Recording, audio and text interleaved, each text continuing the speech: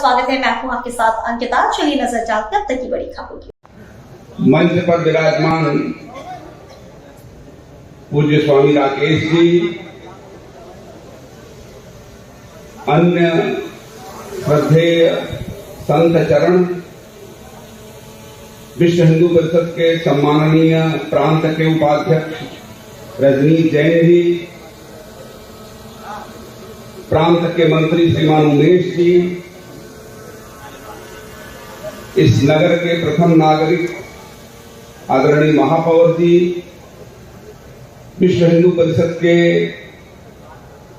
विशेष संपर्क के क्षेत्र के प्रमुख आदरणीय युगराधर जी, इस सभागार में उपस्थित इस नगर के सम्माननीय गणमान्य महानुभाव, भाइयों बहनों और आज त्रिशूल की दीक्षा लिए हुए बजरंग दल के नौजवान साथियों,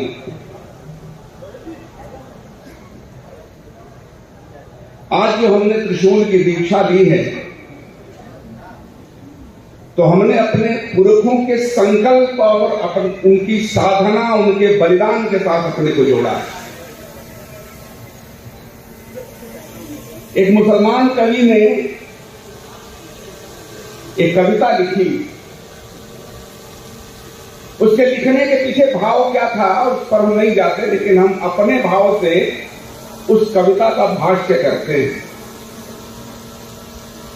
उसमें लिखा, ईरान मिस्र रोमा सब मिट गए जहां से, बाकी मगर अभी है नामो निशा हमारा, कुछ बात है कि हस्ती मिटती नहीं हमारी। दुनिया के मानचित्र पर हम देखेंगे तो ईरान है, मिस्र भी है, रोम भी है, लेकिन कवि कहता है कि मिट गए। ऐसा क्यों कहता है? तो ईरान में कभी अग्नि की पूजा करने वाले पारसी हुआ करते थे। आज एक भी अग्नि की पूजा करने वाला ईरान में नहीं बचा। उस देश का नाम फारस हुआ करता था, फारस नहीं बचा। इराक में कोई मेसोपोटामिया की बड़ी प्राचीन सभ्यता थी, उस सभ्यता का वाहक कोई नहीं बचा। मिस्र के पिरामिड बनाने वालों की परंपरा का मिस्र में कोई नहीं बचा। रोम की सभ्यता का रोम में कोई नहीं बचा। इस्लाम की आंधी आई, यह पराजित हुए और पराजय को ही अपनी नियति मान लिया। अपने पुरखों की परंपरा इन्होंने छोड़ दी। वह आक्रमण हमारे पर भी हुआ, हम भी पराजित हुए, लेकिन पराजय को हमने अपनी नियति नहीं माना। आज गौरवपूर्वक हम कह सकते हैं, 1000 वर्ष पूर्व हमारे पुरखे गंगा को मानने वाले थे, गीता को मानने वाले थे, पुनर्जन्म मानने वाले थे, कर्म फल मानने वाले थे, कण कण में ईश्वर का दर्शन करने वाले थे, संपूर्ण दुनिया को कुटुंब मानने वाले थे, सबके सुख और स्वास्थ्य की कामना करने वाले थे, संपूर्ण दुनिया को श्रेष्ठ बनाने का संकल्प लेने वाले थे। और इतने दिन के पराधीनता के लंबे कालखंड के बाद भी 100 करोड़ की संख्या में यही मानने वाले इस धरती पर हम विद्यमान हैं। अपने जीवन मूल्यों के साथ, अपनी परंपरा के साथ, अपनी मान्यता के साथ, अपने मान बिंदुओं के साथ हम यहां विद्यमान हैं। जिनके कारण विद्यमान हैं, आज इस दीक्षा के समय उन्हें स्मरण करने की आवश्यकता है। इस देश में अलाउद्दीन का राज्य रहा, इस देश में मुगलों का राज्य रहा, इस देश में तुर्कों का राज्य रहा, इस देश में अंग्रेजों का राज्य रहा, इस देश के कुछ भाग में पुर्तगीज का राज्य रहा, कुछ में फ्रेंच का राज रहा, कुछ में डच का राज्य रहा, लेकिन हमारे पुरखों ने एक क्षण के लिए इन विदेशी आक्रांताओं को चैन से राज्य नहीं करने दिया, चैन से राज्य नहीं करने दिया। आज हम 100 करोड़ की संख्या में अगर इस देश में हैं तो इसलिए हैं हमारे पुरखों ने जजिया दिया, हमारी माताओं ने जौहर किया, हमारे गुरुपुत्र दीवाल में चुने गए। गुरु गोविंद सिंह का बलिदान हुआ, गुरु तेग बहादुर का बलिदान हुआ, राणा ने घास की रोटी खाई, राणा संग्राम सिंह को 80 घाव लगे, बंदा बैरागी के बेटे का कलेजा उसके मुंह में डाला गया, संभाजी को बोटी बोटी काटा गया, किसी को तेल के कड़ाहे में उबाला गया, किसी को रूई में जलाया गया। इतने बलिदान हमारे पुरखों ने किए, राज्य के लिए नहीं, वैभव के लिए नहीं, सुख के लिए नहीं, सुविधा के लिए नहीं, मान बिंदुओं के लिए किए, धर्म के लिए किए, परंपरा के लिए किए, मान्यता के लिए किए। आज यह त्रिशूल लेकर हम भी उसी गौरवशाली परंपरा से जुड़ रहे हैं। यह त्रिशूल प्रतीक है, ये प्रतीक है हमारे पुरखों ने क्या किया। अपने मान बिंदु के लिए दुनिया में कोई इतना नहीं लड़ा होगा जितना हमारे पुरखे लड़े। आज महाराज जी रामलला की जन्मभूमि का उल्लेख कर रहे थे। आज रामलला का मंदिर आकार ले रहा है, कुछ दिन बाद उसके कलश आसमान चूमेंगे। एक विदेशी आक्रांता ने 1528 में रामलला के मंदिर को तोड़ा था। जिस आक्रांता ने तोड़ा था वह दिल्ली पर बैठा हुआ बादशाह। हमारे पुरखे जानते थे कि यह बादशाह है, इससे लड़कर मंदिर नहीं बनवाया जा सकता, लेकिन उन्होंने तय किया लड़कर मंदिर नहीं बनवाया जा सकता, लड़कर जीता नहीं जा सकता, लेकिन लड़के मरा तो जा सकता है। मरा तो जा सकता। दुनिया में हम ही हैं जिन्होंने मरना स्वीकार किया अपनी परंपरा, मान्यता और जीवन मूल्यों से। राम जन्मभूमि का इतिहास याद करिए। जो लड़ाइयां हुई हैं, कोई 5000 की सेना लेकर कोई रानी गई है, कुछ साधु गए हैं, कुछ किसान गए हैं। 5000, 10,000, 8,000, 500, 800 ऐसे लोग किससे लड़ने गए? भारत के बादशाह से लड़ने गए। जानते थे कि जीत नहीं सकते, गए, लड़े और मर गए। फिर दूसरे गए, लड़े और मर गए, गए, लड़े और मर गए, गए, लड़े और मर गए। 76 लड़ाइयों में 4.25 लाख पुरखों का बलिदान हुआ। क्यों मरे? इसलिए मरे कि हम मरते रहेंगे तो हमारे वंशजों को याद रहेगा कि हम मर किसके लिए रहे। हमने अगर मरना बंद कर दिया तो रामलला की जन्मभूमि लोग भूल जाएंगे। रामलला का मंदिर टूट गया। पूज्य संतों ने 84 कोसी परिक्रमा नहीं बंद की, पंचकोसी परिक्रमा नहीं बंद की, 14 कोसी परिक्रमा नहीं बंद की। उस जन्मभूमि को ही देव मानकर परिक्रमा करते रहे, लड़ते रहे, मरते रहे। परिणाम है कि रामलला का भव्य मंदिर आकार हुआ।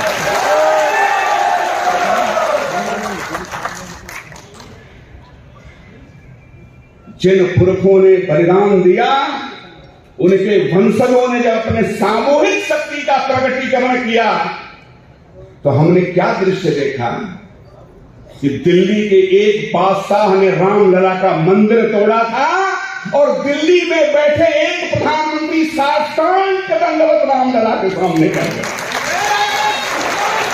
साष्टांग दंडवत कर रहे। ये हमारे सामूहिक शक्ति के प्रगटीकरण का सुपरिणाम है। महाराणा प्रताप जब गद्दी पर बैठे, अकबर का राज्य था, बड़े बड़े लोग उसकी कृपा कटाक्ष के लिए जो है हाथ जोड़े खड़े रहते थे। महाराणा प्रताप ने अपने सामंतों की बैठक बुलाई, कहा दो मार्ग हैं हमारे सामने। पहला मार्ग है बड़े आनंद से रहेंगे आप लोग, अच्छे मखमली बिछौने होंगे, महल होगा, दास दासी होंगे, सोने के थाली में भोजन मिलेगा, वैभव रहेगा, आने वाली पीढ़ियां राज्य करेंगी।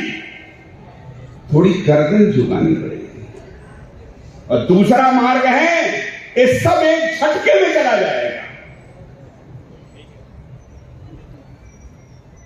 चट्टानें यही बिस्तर होगी, आसमान यही उड़ना होगा, हिंसक जीव पड़ोसी होंगे, भोजन नहीं मिलेगा, आने वाली पीढ़ी का पता नहीं क्या होगा, लेकिन मत्था ऊंचा हो जाएगा।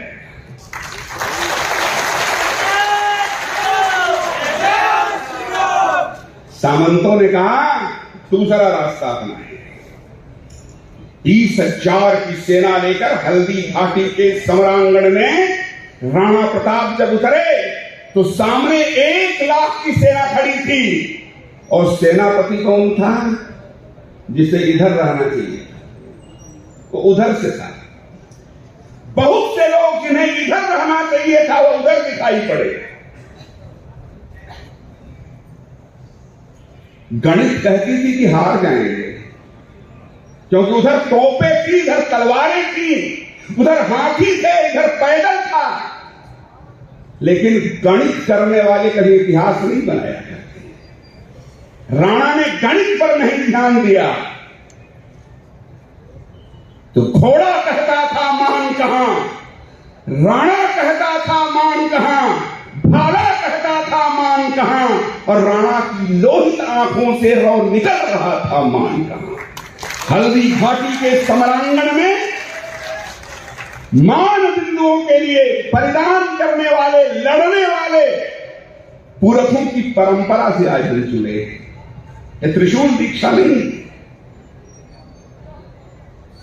हमें वह भी दृश्य याद रखना पड़ेगा। चित्तौड़ के किले में 16,000 हमारी माताएं बहनें स्नान किया, पूजन किया, श्रृंगार किया, अपने बेटे को, अपने भाई को, अपने पति को तिलक लगाया, हाथ में तलवार थमाई और कहा सामने जो सेना खड़ी है वह मान बिंदुओं को नष्ट करने के लिए आई है, जीवन मूल्यों के लिए नष्ट करने के लिए आई है। अगर इसे नहीं लड़े तो गंगा को मानने वाले, गीता को मानने वाले, गऊ को मानने वाले, पुनर्जन्म मानने वाले, कर्मफल मानने वाले नहीं रहेंगे। इनकी रक्षा के लिए तलवार उठाओ और प्रयाण करो। हमारा मोह मत करना, हम यहां नहीं मिलने वाले हैं। लड़ो, आओ, वहीं हम तुम्हारी प्रतीक्षा करेंगे। चिता सजाई और 16,000 रमणियों ने जौहर कर दिया। राणा ने लड़ाई राज्य के लिए नहीं लड़ी थी, माताओं ने जौहर राज्य के लिए नहीं किया था। इन्होंने जौहर न किया होता, राणा लड़े न होते, राम जन्मभूमि के लिए पुरखे लड़े न होते, बंदा बरागी का बलिदान न हुआ होता, संभाजी का बलिदान न हुआ होता, गुरुपुत्रों का बलिदान न हुआ होता, तो ये चोटी नहीं रहती, ये तिलक नहीं रहता और हम भी न रहते।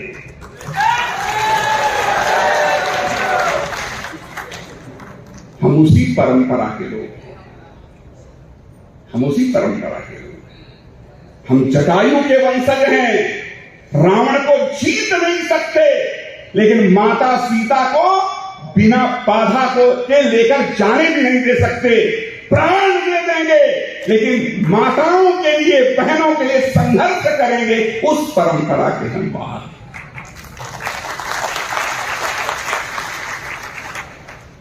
इस देश में कई ऐसे प्रश्न हैं। 75 साल हमने आजादी के मना लिए, उसका उत्तर हमें ही ढूंढना पड़ेगा, हमें ढूंढना पड़ेगा। हम नारा लगाते हैं भारत माता की, ये नारा नहीं है, यह देश की एकात्मता का उद्घोष है। जैसे ही हम भारत माता की जय बोलते हैं, वैसे ही तमिल बोलने वाला, तेलुगु बोलने वाला, मलयालम बोलने वाला, कन्नड़ बोलने वाला, गुजराती बोलने वाला, हिंदी बोलने वाला, डोगरी बोलने वाला, असमी बोलने वाला, काला, गोरा, लंबा, ठिगना, किसी भी गुरु परंपरा को मानने वाला, किसी भी उपासना पद्धति को मानने वाला, जब भारत माता बोलता है तो हमारा सहोदर भाई बन जाता है, सहोदर भाई बन जाता है। लेकिन हमारा सहोदर भाई वही है जो भारत माता की जय बोलता है। जो भारत माता की जय नहीं बोलता, चाहे जितने गीत गालो, मिले सुर मेरा तुम्हारा तो सुर बने हमारा, कोई सुर नहीं मिलेगा। एक में शर्त है, भारत माता की जय बोलना ही होगा।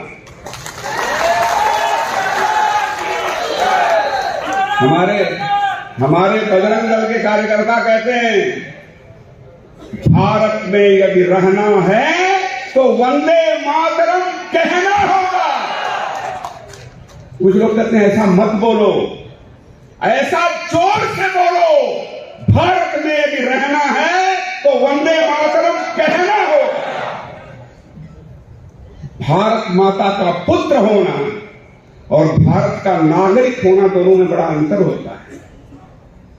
भारत माता का पुत्र वह है जो यहां के पूर्वजों को अपना पूर्वज मानता है, यहां की परंपरा को मानता है, यहां के जीवन मूल्य मानता है, आक्रांताओं को आक्रांता मानता है और यहां के नायकों को नायक मानता है। भगवान राम के समानांतर बाबर को खड़ा करने वाले, गाय की हत्या करने वाले,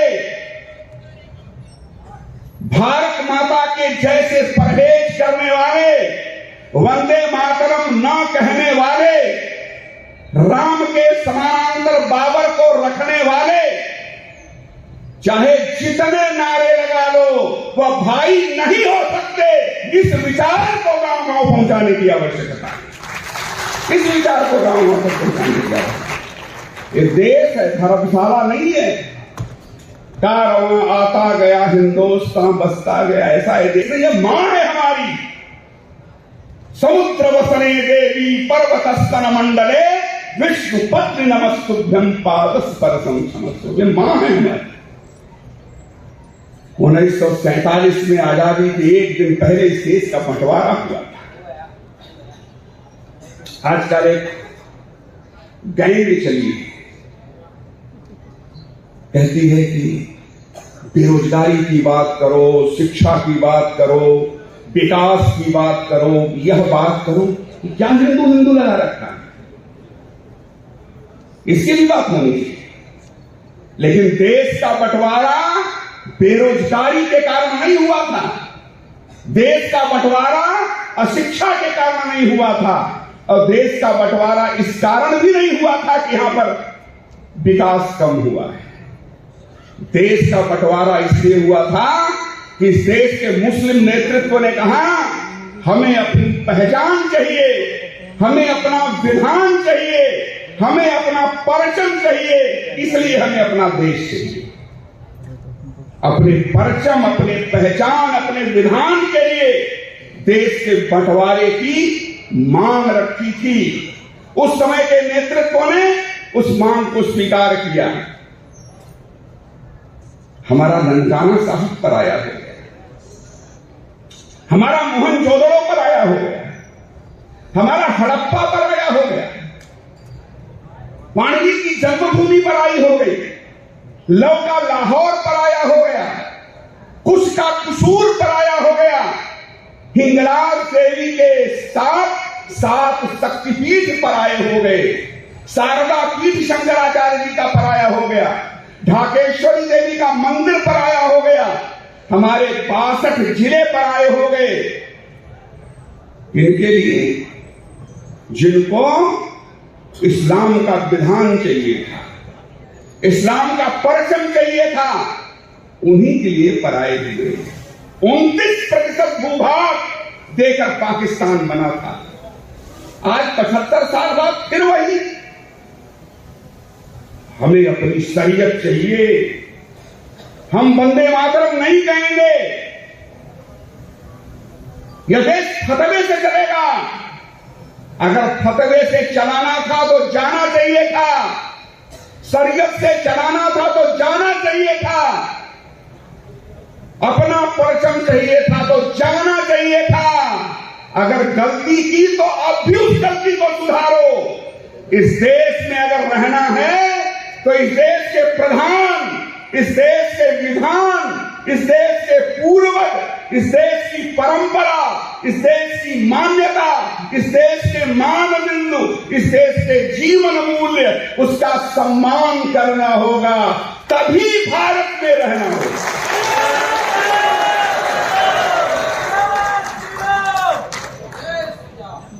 इस विचार को गांव-गांव तक पहुंचाना है, गांव-गांव तक पहुंचाना है। अब आंख में आंख डालकर बात करने का समय है। कुछ लोग कहते हैं कि 50 साल में हम नहीं छेते तो मुस्लिम देश हो जाएगा, हम घास छीलेंगे क्या करेंगे? 1000 साल तक राज्य करने के बाद अभी तक पंचर बना रहे हैं। कहां से मुस्लिम देश हो जाए?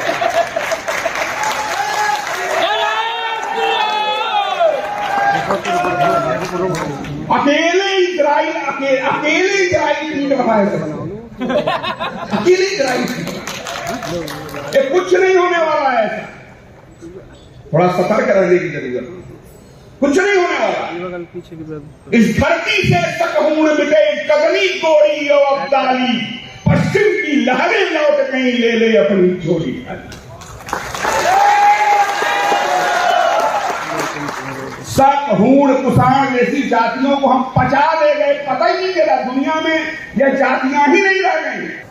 कुछ नहीं ऐसा होने वाला है, कुछ नहीं होने वाला है, कुछ नहीं होने वाला। हमको थोड़ा अपने पर ध्यान करना है। सबरी के जूठे बेर खाने वाले राम जी, निषाद राज को गले लगाने वाले राम जी, 11 साल तक चित्रकूट में वनवासी बनकर रहने वाले राम जी, संपूर्ण भारत के गिरिवासी वनवासी बंधुओं के बीच में जाने वाले राम जी, और अनाचारी रावण के कुल में पिंडदान तक न करने वाला छोड़ने वाले राम जी, उनकी परंपरा के हम वाहक हैं। सिया राम मैं सब जग जानी, करम प्रणाम जोर जोर।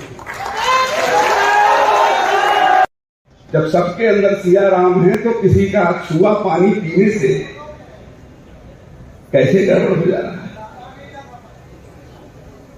ये वचन और कर्म का जो साम्य बिगड़ा है, इसे ठीक कर देंगे। इसीलिए पूज्य संतों ने कहा, हिंदव सोदरा सर्वे न हिंदू पतितो हवे। हम सहोदर भाई हैं, इसलिए जन्म के आधार पर कोई बड़ा नहीं, जन्म के आधार पर कोई छोटा नहीं, जन्म के आधार पर कोई पावन नहीं, और जन्म के आधार पर कोई अपवित्र नहीं। ऐसा समाज में फिर खड़ा करने की आवश्यकता है।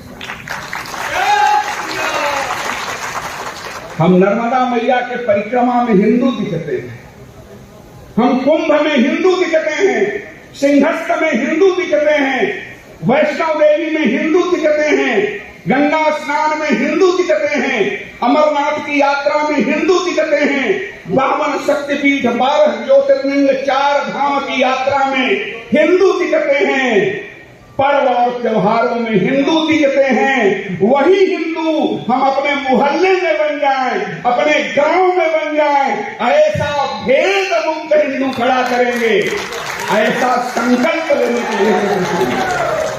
उलझे सुलझे प्रश्नों का है उत्तर केवल हिंदू हम सबे, हिंदू हम सबे, हिंदू हम सबे। इसी को दोहराने की आवश्यकता। कहीं कोई संकट नहीं है। ये भया दोहन करने से यहां लोग चर्च ईसाई बना रहे हैं, दक्षिण अफ्रीका में चर्च भी कर रहे हैं, चर्च भी कर रहे हैं। एक भूतपूर्व मुसलमानों का संगठन खड़ा हुआ है, जो कभी मुसलमान थे, भूतपूर्व मुसलमान। और हमारे देश में भी 14% भूतपूर्व हिंदू हैं। ये सब अरब ईरान से आयातित नहीं है, ये सब भूतपूर्व हिंदू हैं। ये जितने भूतपूर्व हिंदू हैं, इतनी ताकत बढ़ाएं कि जैसे शक आ गए, हूण आ गए, कुषाण आ गए, ये भी अपने हैं चले आए, कोई संकट नहीं। ऐसा एक भेद मुक्त समाज खड़ा करने का संकल्प हम ले।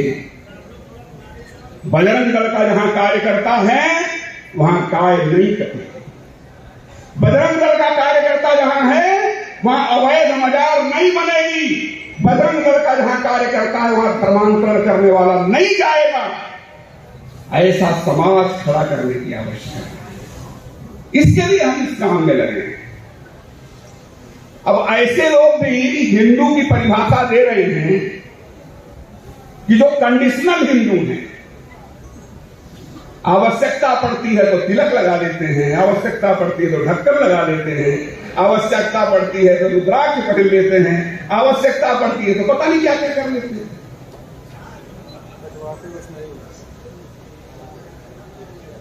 वसुधैव कुटुंबकम बोलने वाले दुनिया में केवल हम हैं।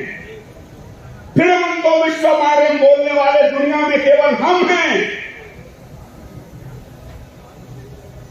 सर्वे भवन्तु सुखिनः, सर्वे सन्तु निरामयाः, सर्वे भद्राणि पश्यन्तु मां कश्चित् दुःख भाग् भवेत्। इस संकल्प वाले भी दुनिया में हम हैं। हमारी दुनिया में सबको स्थान है, किसी भी भगवान को मानने वाले को स्थान है। मानुष हों तो वही रसखान बसों ब्रज गोकुल गांव के ग्वारन, जो पशु हों तो कहा पशु मेरु चरौ नित नंद की धेनु मझारन, और पाहन हो तो वही गिरिकोट धरो धरो कर छत्र पुरंदर धारण, जो पशु हो तो कहा पशु मेरु चरौ नित नंद की धेनु मझारन। ऐसे रसखान को भी ऋषि मानने वाले, कलाम को भी महापुरुष मानने वाले हम हैं। हमने उपासना के आधार पर कभी भेद नहीं किया, हमने किसी के उपासना केंद्र को नहीं तोड़ा, हमने धर्म के आधार पर किसी माता बहन पर कुदृष्टि नहीं डाली। वो हम हैं।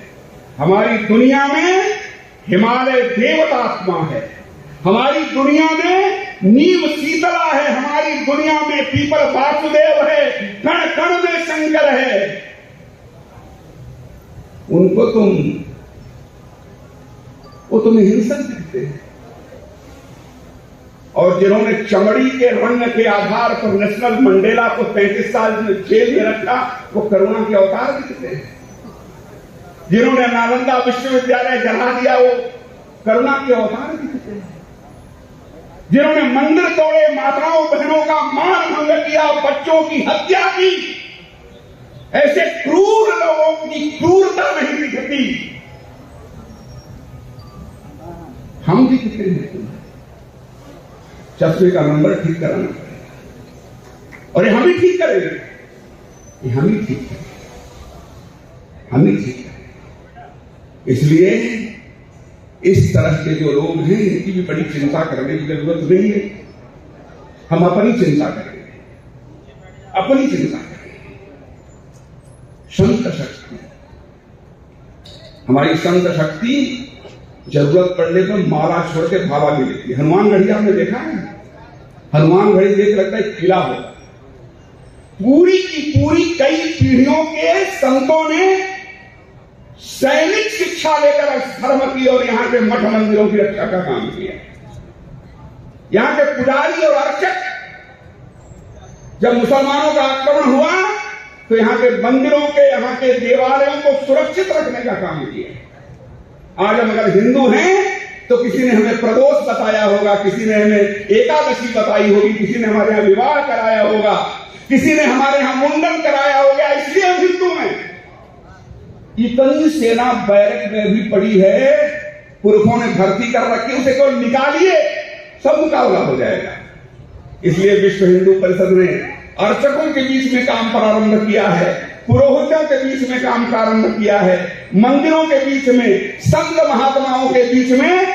यह सब जितनी बैरक में सेना है, यह जब निकलेगी तो विजय तो हमारी ही होगी, हमारी ही।